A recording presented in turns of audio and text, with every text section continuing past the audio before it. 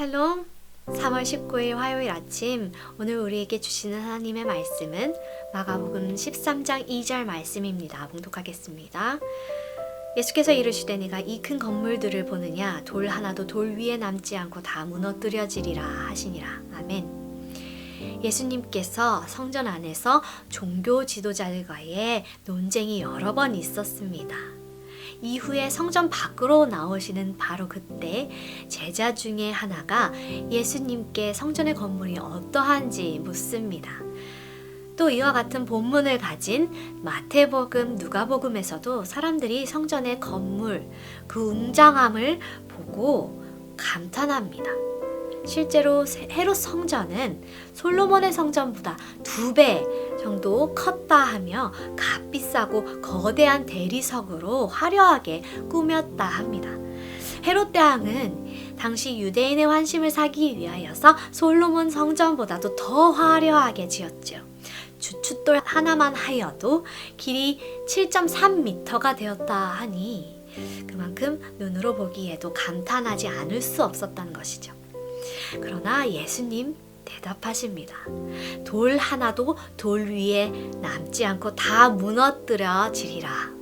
예수님과 이 성전을 우리가 보면 마가복음 11장부터입니다. 예루살렘 입성하시고 난 뒤에 성전에 들어가신 예수님은 거래하고 있는 사람들을 모두 내쫓으시고 상과 의자를 뒤엎으시며 내 집은 만민이 기도하는 집이어야 하는데 너희가 강도의 소굴로 만들었다, 이렇게 크게 혼내셨습니다.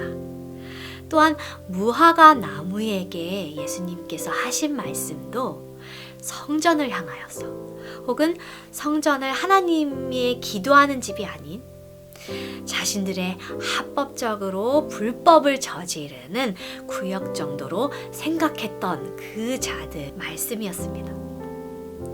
율법에 자신들의 가르침을 더하여서 자신을 세우거나 돈벌이 수단으로 이익을 챙긴 이 서기관들과 제사장들의 사유지가 되어버린 이 성전은 더 이상 성전이 아니었죠.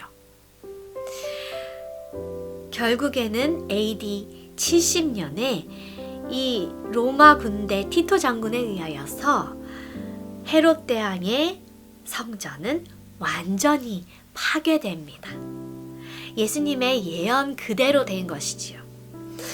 하나님을 찬양하고 그분께 기도하는 성전이 아닌 화려하고 아름다움만 가진 이 성전은 결국 무너져야 했습니다. 우리가 봐도 그렇지 않습니까? 돌 하나도 돌 위에 남지 않고 완전히 무너져야 했습니다. 예수님은 이전에도 성전의 파괴를 말씀하신 적이 있습니다. 요한복음 2장 19절을 보면 성전을 깨끗하게 하신 뒤에 나타나 따졌던 유대인들에게 너희가 이 성전을 헐라 내가 사흘 동안 일으키리라 대답하십니다.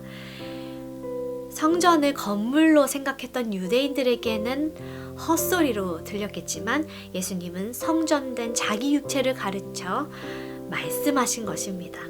그리고 예수님은 가장 잔인한 형벌이었던 십자가에서 죽으시고 다시 3일 만에 부활하십니다. 성도 여러분, 예수 그리스도께서 그분을 성전이라 말씀하셨습니다. 그러나 더 명확히 하면 예수님은 성전을 무너뜨리시고 그보다 더 크고 온전한 우리의 장막이 되어주셨습니다. 이제는 성전에서 동물의 피를 흘릴 필요가 없지요. 예수 그리스도께서 그분의 보혈로 영원한 속죄를 이루셨기 때문입니다. 부활하신 예수 그리스도께서 이젠 어디에 계십니까? 우리 안에 살아 계십니다. 예수님을 믿는다는 것은 내가 그리스도와 함께 십자가에 못 박혔다는 것. 그렇기에 이제는 내가 사는 것이 아니고 오직 내 안에 그리스도께서 사시는 것임을 믿는 것입니다. 3일 만에 다시 세우신 그 자리는 예수님을 믿는 자들의 모임입니다. 바로 교회지요.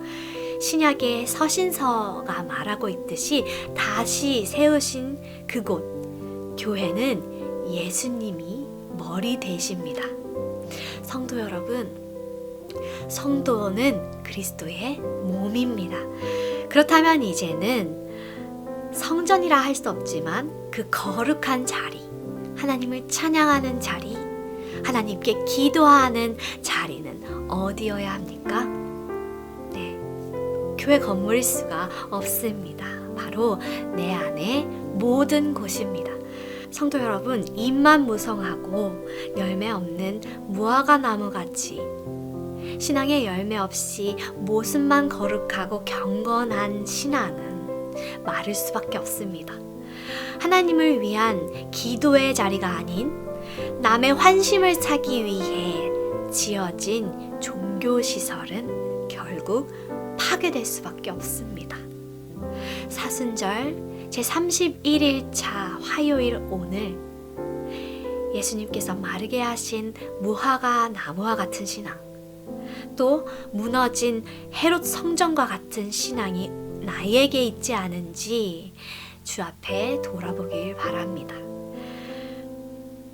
타락했던 만민이 기도하여야 하는 집, 예수님께서 무너뜨리시고 다시 지으셨습니다. 이제는 예수 그리스도 그분 자체 안에 우리가 거하면서 동시에 우리 안에 그분이 거하시도록 우리를 깨끗이 하기를 원합니다.